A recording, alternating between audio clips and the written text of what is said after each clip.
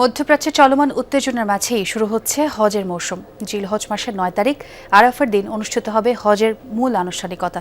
মুসলিম উম্মার সবচেয়ে বড় এই জামায়াতকে কেন্দ্র করে এরই মাঝে বিশ্বের বিভিন্ন প্রান্ত থেকে লাখ লাখ মুসল্লি সৌদি পৌঁছেছেন।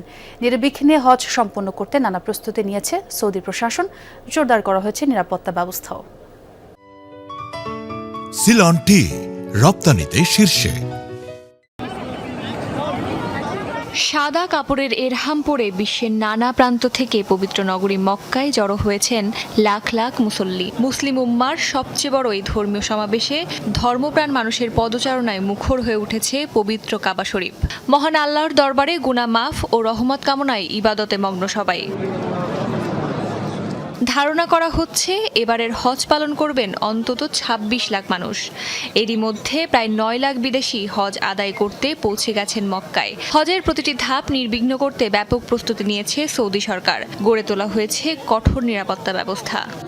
আলহামদুলিল্লাহ। আগের তুলনায় এবার হজে মুসল্লিদের জন্য সুযোগ সুবিধা বাড়ানো হয়েছে। এখন হজ যাত্রীরা আরও স্বাচ্ছন্দ্যে ইবাদত করতে পারছেন। ভিড় হলেও ব্যবস্থাপনা অনেক উন্নত।